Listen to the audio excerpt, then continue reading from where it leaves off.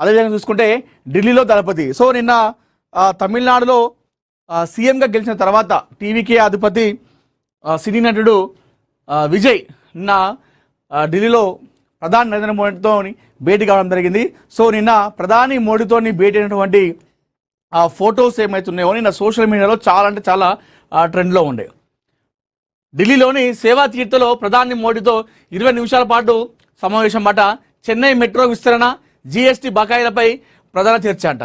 So అక్కడ దళపతి కలిసినా కూడా తమిళనాడు రాజకీయాలు కంప్లీట్ ఇతర రాష్ట్రాల రాజకీయాలు వేరే ఉంటాయి. సో అక్కడ అంతా కూడా అన్ని పార్టీలు అటు డిఎంకే కావచ్చు, అదేవిధంగా టీవీకే కావచ్చు, సో ఈ మన సనాతన ధర్మానికి అగైనెస్ట్గా ఉన్నటువంటి పార్టీలు అని చెప్పేసి మనం చెప్పుకోవచ్చు. సో డిఎంకే పార్టీ గతంలో వాళ్ళు బహిరంగంగా చేయడం జరిగింది, సనాతన ధర్మాన్ని మొత్తం నాశనం చేయడం చెప్పేసి చేయడం జరిగింది. ఆ తర్వాత పరిణామాలు వాళ్ళు ఓడిపోయిన తర్వాత టీవీకే ప్రభుత్వం ఏర్పడిన తర్వాత సీఎంగా దళపతి విజయ్ అయిపోయిన తర్వాత మొదటి స్పీచే మన ప్రతిపక్ష నేత ఉన్నటువంటి స్టాలిన్ సో విజయ్కి ఒక రిక్వెస్ట్ చేయడం జరిగింది. సనాతన ధర్మాన్ని అంటే ప్రజల కూడిగా ఉన్నటువంటి ప్రజల్ని విచ్ఛిన్నం చేసేటువంటి సనాతన ధర్మాన్ని దీన్ని మీరు తీసేయాలని చెప్పేసి చెప్పడంతో ఈయన కూడా దానికి సానుకూలంగా స్పందిస్తూ నమస్కారం చేయడం జరిగింది. సో వీళ్ళిద్దరూ కలిసినా కూడా, ప్రధాని ముహూర్తం కలిసినా కూడా రాజకీయంగా అయితే ఇలాంటి చర్చలు ఉండవు. సో అది ఏదైతే చెన్నై మెట్రో విస్తరణ, అదేవిధంగా జీఎస్టీ బకాయిలపైన చర్చలు జరిగినాయట. టీడీపీ మరో చారిత్రక అడుగు, మహిళలకు 33% సీట్లు. మహిళా రిజర్వేషన్ బిల్లుతో సంబంధం లేకుండానే అమలు చేస్తామని స్పష్టమంట. పార్టీ వర్కింగ్ ప్రెసిడెంట్గా తొలి మహానాడులోనే కీలక ప్రకటన. మహానాడులో తీర్మానాన్ని ప్రవేశపెట్టిన లోకేష్. సో టీడీపీలో అన్నీ తానే చూసుకుంటున్నాడు ప్రస్తుతం లోకేష్. ఎందుకంటే చంద్రబాబు వయసు దృష్ట్యా కూడా ఆయనకు వయసు ఇప్పుడు 76-77 ఏళ్ళ వయసులో ఉన్నారు కాబట్టి సో మొత్తం కూడా బాధ్యత అన్నీ తానే వ్యవహరిస్తున్నాడు టీడీపీ పార్టీలో లోకేష్. అటు కార్యకర్తల మధ్య సమన్వయం చేయడం, నాయకుల మధ్య సమన్వయం చేయడం, టీడీపీ పార్టీని బలోపేతం చేయడంలో నారా లోకేష్ పాత్ర మరవలేని ప్రస్తుతం. గతంలో చూసుకుంటే ఇదే నారా లోకేష్ను పప్పు అంటూ ఆయన మాట్లాడిన మాటల్ని ట్రోల్స్ చేయడము, మీమ్స్ చేయడము చాలామంది చేయడం జరిగింది. సో ఏదైనా కూడా ఒక బాల్ అనేది మనకు గోడకు ఎంతైతే ఫాస్ట్ చేస్తామో అది ఆ రియాక్షన్ వచ్చేటప్పుడు దానికంటే ఎక్కువ వేగంతో వస్తుంది. సో అదే తరహాలో లోకేష్ కూడా ఒక కొట్టిన పిండిలాగా తయారు కావడం జరిగింది. సో ఒక బాల్ లాగా ఒక యాక్షన్కి ఒక రియాక్షన్ ఎట్లా వస్తుందో ఆ విధంగా తయారండి. ఎవరైతే ట్రోల్స్ చేస్తారో, ఎవరైతే ఆయన ఒక విధంగా మాటలు రావని చెప్పిస్తారో, ఈరోజు అదే మాటలతోని అటు ప్రతిపక్షాల పైన ఆయన మాటల దాడి చేస్తూ ఉన్నాడు. సో ఒక పరిపక్వత చెందిన నాయకుడిగా అయితే ఒక గుర్తింపు పొందాడు నారా లోకేష్. నాకు మహానాడులో ఒకటి చాలా బాగా నచ్చిందండి. ఎందుకంటే ఆయన మాట్లాడుతూ మహిళా సాధికారత కోసం నిన్న మహానాడులో ఒక చర్చ జరిగింది. ఆ చర్చలో మాట్లాడుతూ మనం ఫస్ట్ మహిళల్ని గౌరవించుకోవాలి. సో అది చేయాలంటే ముందుగా మనం చేయాల్సింది గాజులు దొడుక్కున్నావా, నువ్వు అమ్మాయిలా ఏడుస్తావేంటి. మనం మామూలుగా అబ్బాయిలు ఏదైనా మగవారైనా సరే, అబ్బాయిలైనా సరే, ఎవరైనా సరే ఏదైనా గొడవ అయినప్పుడు అంటే మీరు కొడుతూ చూస్తుంటే మేము గాజులు దొడుక్కున్నాం అనుకున్నామా అని చెప్పేసి అంటారు. అంటే అక్కడ ఏమవుతుందంటే గాజులు దొడుక్కున్నాం అంటే మహిళలని మనం కించపరిచినట్టు, అక్కడ మహిళలని కించపరిచినట్టు. అంటే అమ్మాయి అయితే ఫైట్ చేయలేదు కదా, మీరు తిడుతూ కూర్చుంటే మేము గాజు వేసుకుని కూర్చుంటామా, మీరు చీర కట్టుకున్నామా, అమ్మాయిలా ఏడుస్తావేంద్రా అని చెప్పేసి అంటారు కదా. సో అవన్నీ కూడా మహిళల్ని కించపరిచినట్టు ఉన్నాయి. ఫస్ట్ ఈ మాటల్ని మనం బంద్ చేయాలని చెప్పేసి చెప్పడం జరిగింది. నాకు ఆ పాయింట్ నిజంగా బాగా నచ్చింది. ఇలాంటి ఆలోచన ఈ యాంగిల్ అయితే ఎవరు ఆలోచించలేదు.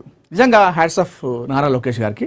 సో ఒక పరిపక్వత చెందిన నాయకుడిగా అయితే దూసుకెళ్తున్నాడు ఆంధ్రప్రదేశ్లో. చూద్దాం రాజకీయాలు ఎలా ఉండబోతున్నాయో. తండ్రి వయసు దృష్ట్యా లేడు కాబట్టి సో అటు వాళ్ళ కూటమిలో ఉన్నటువంటి మరొక జనసేన పార్టీ అధినేత పవన్ని అయితే ఆయన ఎక్కడ కూడా తక్కువ చేయడు. ఏ పార్టీ మహానాడు కానివ్వండి, అది టీడీపీ పార్టీ కానివ్వండి, ఏ సభ అయినా సరే నారా లోకేష్ మాట్లాడుతున్నప్పుడు వారి తండ్రి చంద్రబాబు నాయుడు గారి ప్రస్తావన ఏ విధంగా చేస్తాడో ఖచ్చితంగా ఆ రోజు ఆ సభలో పవన్ కళ్యాణ్ గారి ప్రస్తావన కూడా ఖచ్చితంగా తీసుకొస్తాడు. పవన్ అన్న అంటూ కూడా అసలు అంటూ కూడా ఆయన మాట పలకకుండా సభ ఉండదు. ఆ విధంగా రెస్పెక్ట్ ఇస్తాడు. నిన్న కూడా పవన్ కళ్యాణ్ గురించి మాట్లాడుతూ నానా రాజమండ్రిలో జైలుకి వెళ్తున్నప్పుడు నాకు మొట్టమొదట కాల్ చేసింది, ఫోన్ చేసింది, నాకు ధైర్యం ఇచ్చింది, కొన్నంత అండ ఇచ్చింది కేవలం పవన్ అన్ననే అని చెప్పేసి చెప్పడం జరిగింది. సో ఆ విధంగా రెస్పెక్ట్ ఇస్తున్నాడు. మరి చూద్దాం రాజకీయాలు ఎప్పుడైనా ఏమైనా జరగవచ్చు, చూద్దాం ఏమవుతుంది. అత్వల్లిలో బరితెగించిన అక్రమం, ఇది మైల్ స్టోన్ నిర్వాహకం అయితే అది మామూలు కాదండి. వీళ్ళ అక్రమాలు, వీళ్ళ దందాలు, వీళ్ళ ఆగడాలకైతే అడ్డు కట్టలేదు. మైల్ స్టోన్ ఆగడాలకు అడ్డు కట్టేది అంటే అది ఇంకా క్వశ్చన్ మార్కే. వీళ్ళ అక్రమాలు మామూలు అక్రమాలు కాదు. ఇది చూడండి, భారీ నాళాలను ఆక్రమించి మైల్ స్టోన్ అనేది పెద్ద ఫ్రాడ్, అది మామూలు ఫ్రాడ్ కాదు. అది చాలామందిని మోసం చేసినటువంటి ఒక కంపెనీ, అది ఒక సంస్థ. అది అక్రమంగా నాళాలు కట్టడము, ఏదైతే రియల్ ఎస్టేట్ రెగ్యులేషన్ అథారిటీ ఉంటుందో ఆ నిబంధనలకు విరుద్ధంగా వివరిస్తూ ఉంటుంది మైల్ స్టోన్ ఎప్పుడైనా సరే.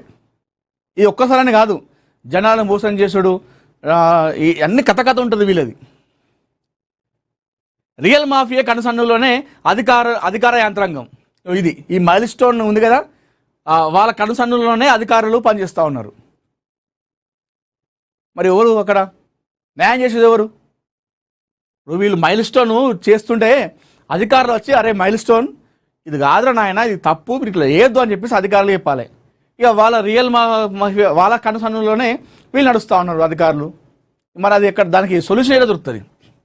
నాలాలు అలుగులు మింగిన మైల్ స్టోన్ మాయా కంపెనీ. మైల్ స్టోన్ అంటేనే మాయా కంపెనీ. వరద ప్రవాహానికి చెరువు కట్టే తెగే పరిస్థితి ఏంటి? గ్రామాలకు లేఅవుట్కు పంచి ఉన్న పెను ప్రమాదం అంట. అడ్డగోలుగా ఎన్ఓసి జారీ చేసిన అధికారులపై కలెక్టర్ కన్నెర్ర. సో ఇప్పటికైనా సంతోషం, కలెక్టర్ గారు స్పందించినంట. Irrigation revenue joint survey report కోరిన కలెక్టర్. ఒకసారి ఈ వార్త కంప్లీట్ చూద్దాం, ఎందుకంటే ఈ మైల్ స్టోన్ పైన అసలు వార్తలు మామూలుగా రావట్లేదు. వీళ్ళు చేసే అరాచకాలు, వీళ్ళు చేసేటువంటి అక్రమాలు మామూలుగా ఇవన్నీ కూడా చూడండి. ఇగో అత్వేలిలో మైల్ స్టోన్ బరితెగింపు, అక్రమార్కుల చెరువులో చిక్కిన పెద్ద చెరువు నాలాలు అలుగు, కల్వర్ట్ల మధ్య వెంచర్ కమా నిర్మాణం. వీళ్ళకి చెప్తున్నా కదా, వీళ్ళకు అడ్డు అదుపు అనేదే లేదు. ఇష్టారాజ్యం అన్నట్టు వాళ్ళ కథ. ఇగో మైల్ స్టోన్ రియల్టర్ల అరాచకం, చెరువు అలుగు నాలుగు ఆక్రమణ. సో వీళ్ళ అక్రమాలపై మహాపత్రిక ప్రతిరోజు కూడా స్పందిస్తూ ఉంది. ప్రతిరోజు కూడా మనం పోరాటం చేస్తూ ఉన్నాం మహాపత్రికలో. వీళ్ళ అరాచకాలపైన, వీళ్ళ ఆగడాలపైన ప్రతిరోజు కూడా మనం కవర్ చేస్తూ ఉన్నాం. సో మైల్ స్టోన్ చేసేటువంటి నిర్వాహకం ఇది. అత్వదిలో అక్రమం బరితెగించింది. రియల్ మాఫియా కన్ను పడితే చెరువులు, నాలాలు, అలుగులు, తూములు కథమవుతున్నాయి. Milestone real estate company యాజమాన్యం మొదటి వరుసలో ఉండడానికి ఇదే నిలువెత్తు నిదర్శనం.